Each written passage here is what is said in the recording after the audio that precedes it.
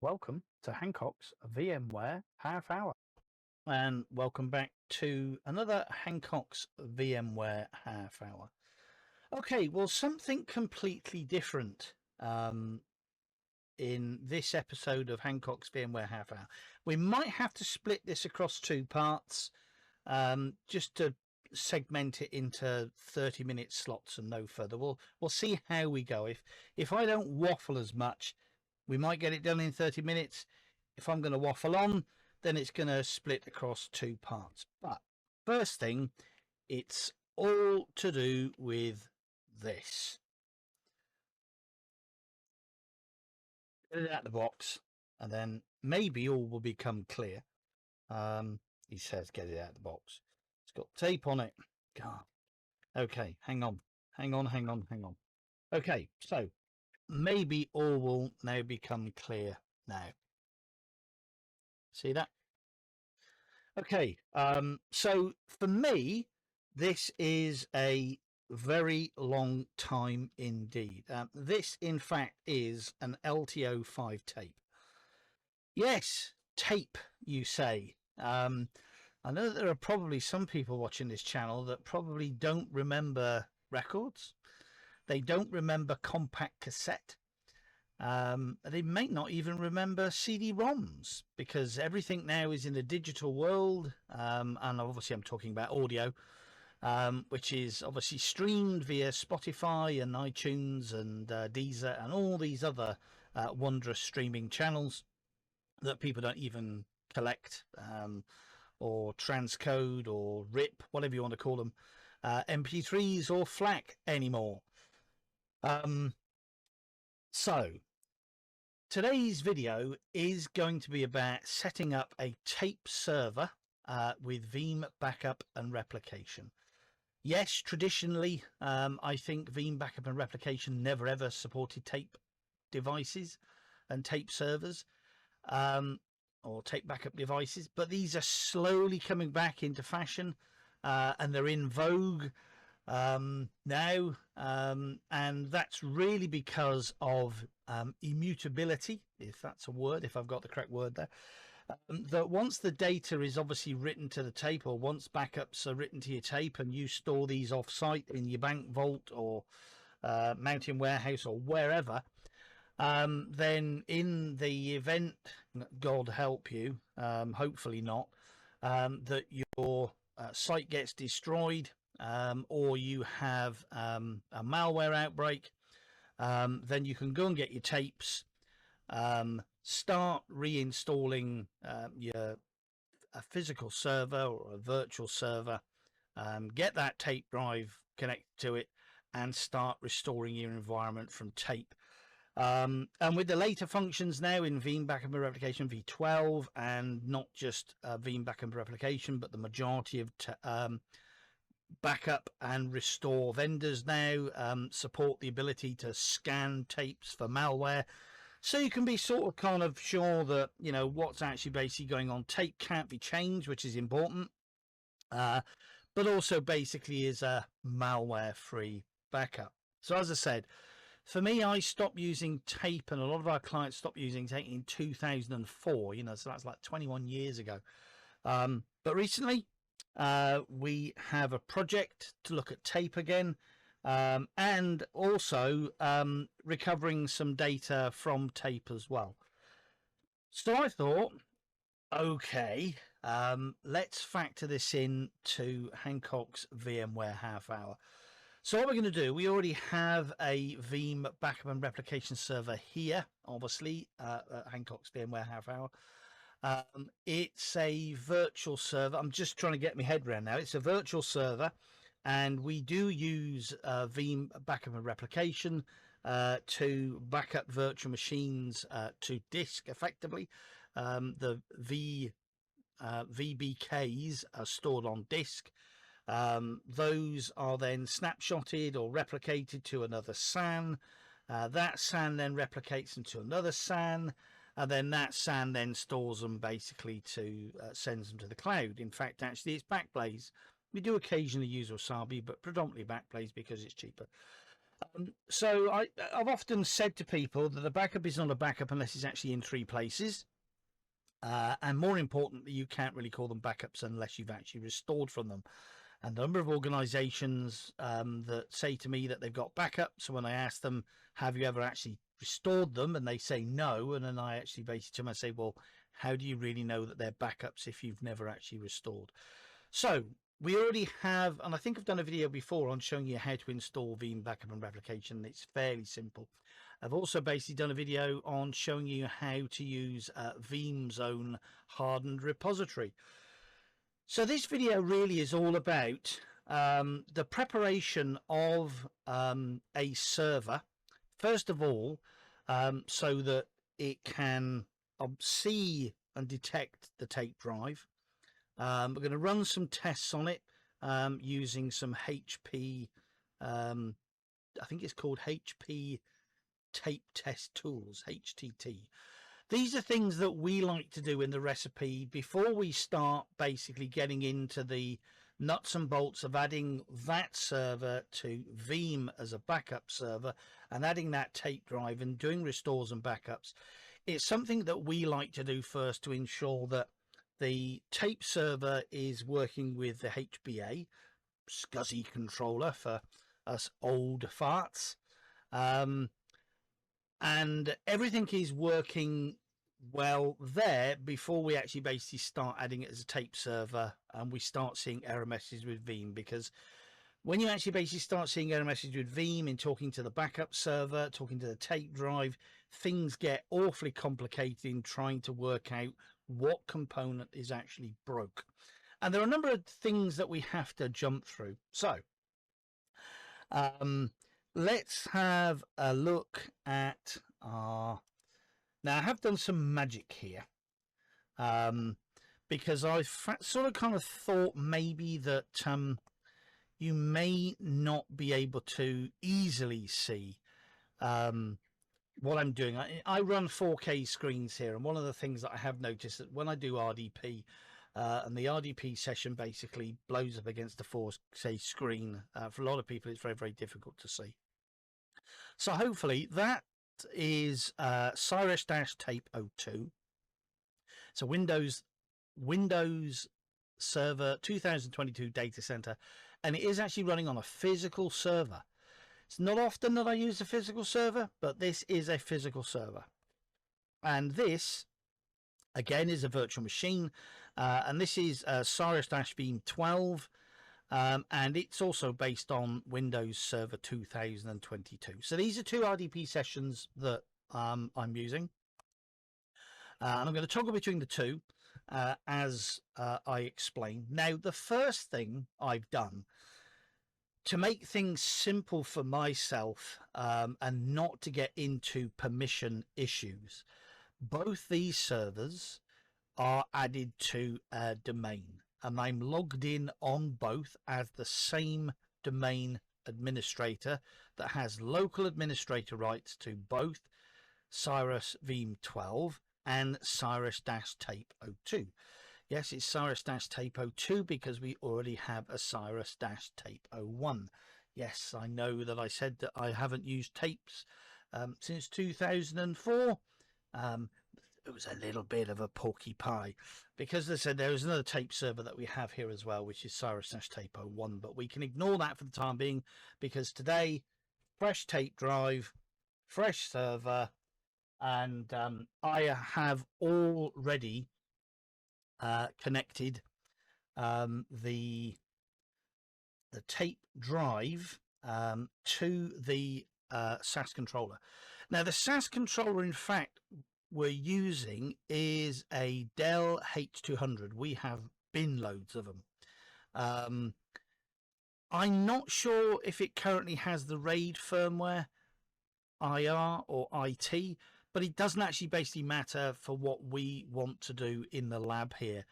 All we want to use is the SAS function, the external SAS function, to be able to communicate with our SAS tape drive. So if I look in Device Manager, hopefully you can see there, we've got a HPE Ultrium 5-SCSI sequential device, which is currently actually basically connected to one of our SAS controllers, because we've actually got two. The Dell 6GBS SAS HPA, and we've actually got two of them actually in this server. Don't worry about the PCI device, and don't worry about the Ethernet controller. I couldn't actually basically find the drivers this afternoon, and they're not really going to affect this in this lab. So the first thing that we actually want to do, or what we do in our recipe, is we install. I've already downloaded these, ready to go. So we've already downloaded the HPE library and tape tools. And the reason we do this is so that we can actually basically test the tape drive is all functional, and we'll put a tape in, a brand new tape. So I'm just going to basically just say next, finish, install.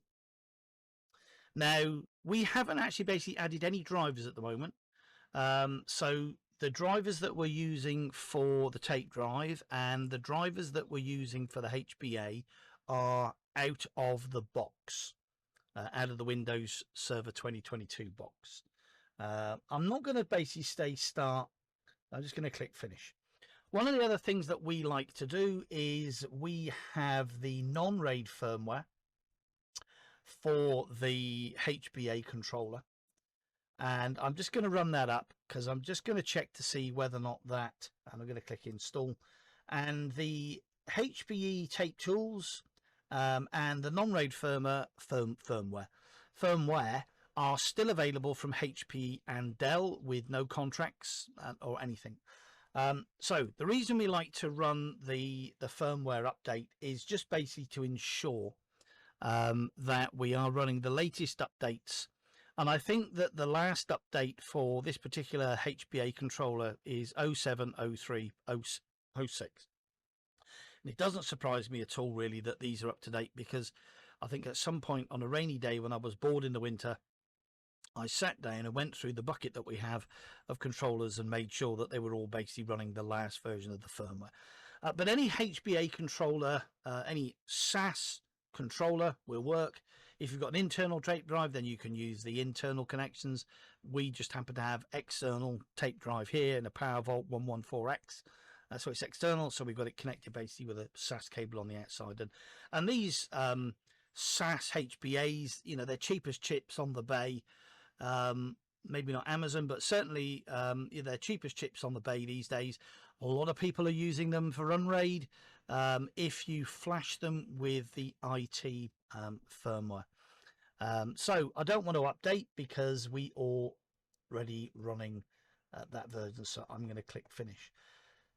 So with that, I'm going to click big X and I'm going to run the HPE. Okay, so we've got a caution here. Running this application while other software is accessing your storage can cause unpredictable results. Okay, so first time I've actually basically seen this. So scan mode, hardware mode, IO mode, Ethernet or later. Don't think we'll bother about that. I'll just say NT mode followed by continue. So what I'm looking here to see is it can actually basically see our HPE Ultrium 5 SCSI HH LTO. Now, you know, this is fairly old, the LTO-5. I think we're on about LTO-7 or LTO-9 now, I think. So I think the capacity of these is 3 terabytes. Probably that's compressed, 1 point something uncompressed. But it's certainly an awful lot, you know, for a single tape. So what I'm going to do now, I'm just going to put this on pause, because what I'm going to do, I'm going to take this tape over to the library, and I'm just going to bob it in. So just one moment. I'm not going to say anything. Okay, so the tape is plugged in or installed in the tape machine. So I'm just going to click test. And I'm going to run It's quite long, this test. It runs for about 15 or 18 minutes. So maybe we'll capture it and I will speed it up in post for those that are interested. So I'm actually going to use the LTO drive assessment test. So this is actually going to run for 15 to 20 minutes. It's going to test the tape out. It's actually going to test the drive out. And it's going to come back, quite importantly, and either turn around and say pass or fail. If it's a fail, basically throw the tape drive away and get another one. Tape drives are notoriously fussy. And this is why we actually really like to run the drive assessment test, to actually basically find out, first of all, if we've got a working tape drive. The last thing that you actually basically want is a flaky tape drive when you're basically running backups and restores with Veeam Backup and Replication, because there are so many working components, and normally the one that's physical with all the gears and cogs and rubber bands and God knows what else in it is the thing that's going to fail first. So I'm just going to basically click start test, and it's probably basically going to pop up and turn around and tell me, do I want to, yeah, this will overwrite all the data on the tape. Would you like to conduct this test? Yes. Now, of course, that tape is not the one that's actually got the data on it. I made absolutely certain, he says. No, I am correct in my thinking that that is the one that is a test tape. So this will overwrite all the data. Do you want to continue? I'm going to say yes. And it's already telling me there, time remaining 18 minutes and 11 seconds.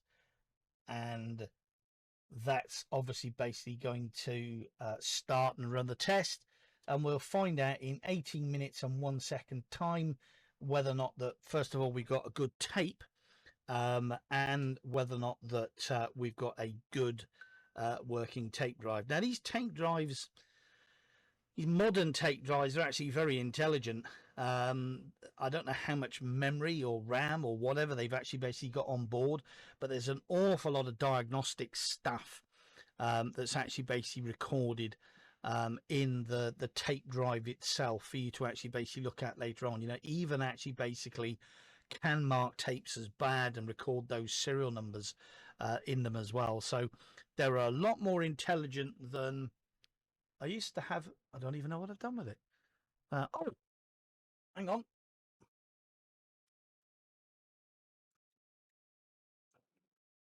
Yay. I didn't think I had it for the moment. They're a lot more intelligent than these. You probably can't see that other than the size. But this is a... We can get it out the box. Oh, hang on, it says there. Yeah, so this is a 3M DC2120 mini data cartridge tape by 3M, 120 megabytes. That's from I think about 1990. Actually, I'm looking at the dates here actually written on it. 1992. Yes, I don't half keep some rubbish around. Anyway, so with that, I'm going to bob off. We'll speed this bit up in post, but I certainly think it's important that, you know, Dell will have similar tools. Although, you know, I think a lot of the tape units today are manufactured by maybe a single manufacturer, Quantum, Tamberg, maybe. But anyway, vendors will have their own sort of kind of tape test tools, and this is just one set of library and tape tools, which is by HPE, that can certainly help you out setting up your tape library, setting up your tape units for Veeam Backup Replication. So this is the recipe that we use before we actually basically start adding it to Veeam, where things can get a little bit more complicated if backups don't work, etc. Anyway, so I will bob off and I will come back shortly.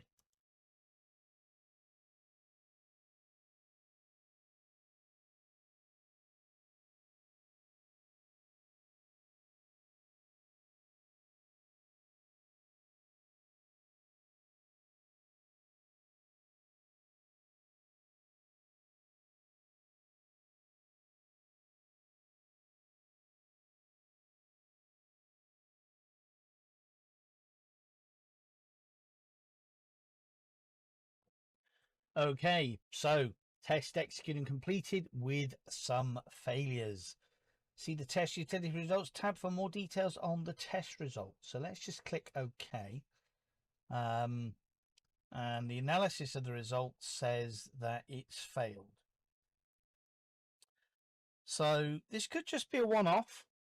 There was an unexpected error code on received diagnostic command. Problem has been reported. Drive is no longer able for use. Please contact HPE for further assistance. Now, okay. What I'm going to do, I'm going to big X out of the test tools, because there was one thing really that I actually basically forgot, and that was the driver.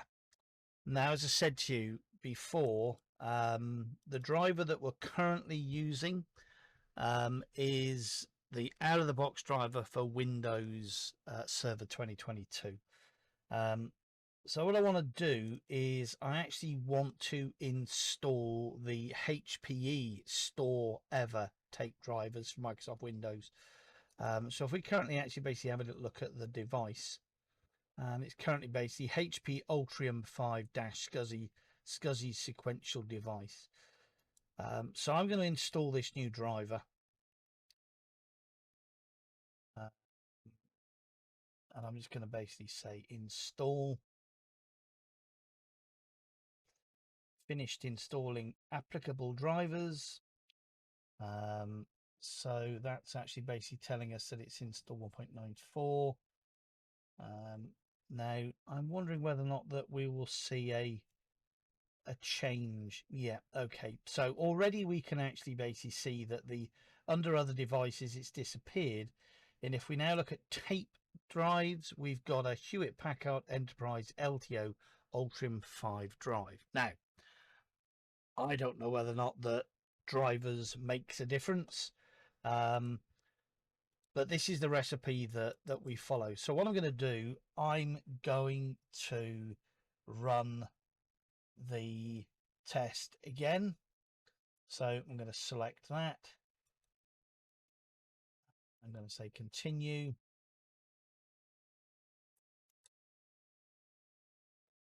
An error has occurred while accessing the device. If the device has been hot plugged or firmware updated, then please try rescan again. Okay, maybe we need to restart the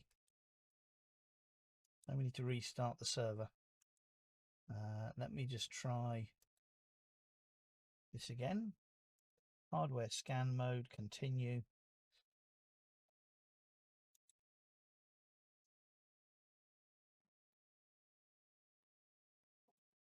Okay, and that's just hit test. And we're going to basically do exactly the same test again.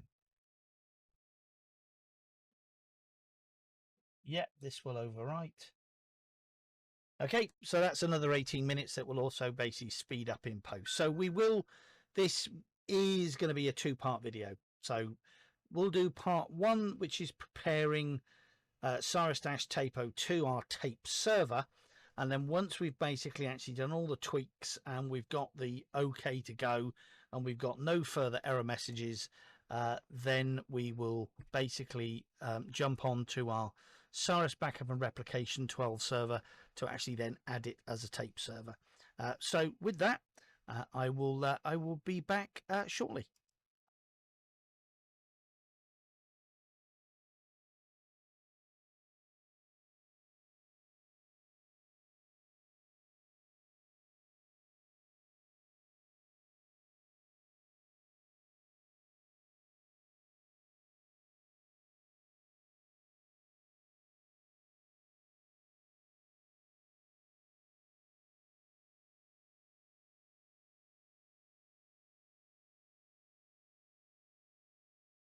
Okay, and we're back. Okay, yeah, excellent. Test execution completed successfully. So it just goes to show that, you know, the out-of-the-box or inbox driver or whatever you want to call it that actually ships with Windows Server 2022 doesn't play nice. So whatever the driver is that HPE uses, it works better than the standard driver. So this is the recipe that we follow, and I've been following this recipe for a long time, and it works for us. Okay, so I'm now happy that we have concluded here that our tape drive, our LTO tape drive, is working successfully. We've just in summary, we've checked that the latest firmware is on our HPA. We've ensured that we're using a HPE tape driver, and we've run the HPE tape tools test, the LTO drive assessment test with a brand new tape, and we're getting good results. So there's just one thing finally that I want to do before we end this video, and then in part 2 we'll actually start looking at how we actually add this as a tape server. And one of the things that I want to do is I've found that if we just go back to settings and network and internet, one of the things I actually want to do is I actually want to turn on network sharing, because I know from experience that Veeam Backup and Replication, when it adds the tape driver functions, it wants to be able to write to the administrator share admin dollar of the machine, which is one of the reasons why we've actually basically also added this particular machine to the domain, so that we're using the same permissions throughout. So if I actually basically go to Network and Sharing Center and I click Change, I want to turn on Network Discovery, turn on File and Print Sharing for guest and private, and I think domain as well. Turn on, save changes. Now, one of the things that we'll do, and I'm going to go over to our other server a moment, and I'm just going to check.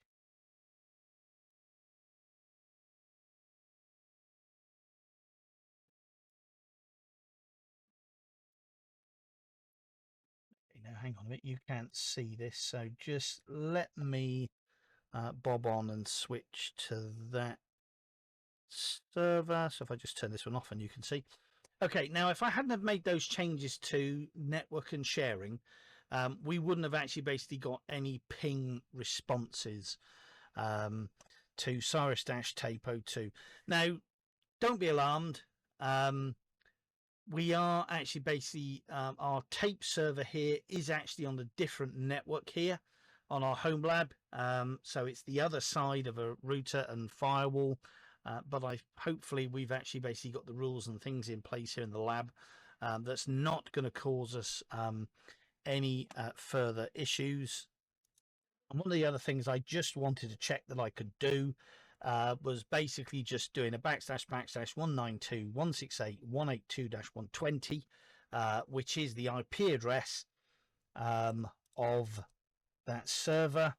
I could also use Cyrus-Tape02, and hopefully we're going to get the same thing. Okay, so permissions are set. We local administrator on both. We're domain admin. Both machines are part of the domain, and we've done all the preparations. Just to recap again, this is a Windows Server 2022. It's fully updated. It has the H200 SAS controller, HBA. We've checked that the firmware is up to date. We've connected it to our SAS tape drive. We've installed the HPE tape driver. If I just go back to our actual physical tape server, we have a little device manager, and you may remember, of course, that we've now got a tape drive, which is Hewlett Packard Enterprise LTO-5 drive. So we're ready to go. So that's part 1. And in part 2, we will actually physically add this server, Cyrus Tape 02, to our Cyrus Veeam 12 as a tape server, and we'll do a quick backup just to check everything is functioning correctly. Okay, so thanks very much for watching another Hancock's VMware half hour. A little bit different. I was really getting a little bit bored of patching, and to be honest with you, at the moment in my job, it's been eat, sleep, patch, repeat.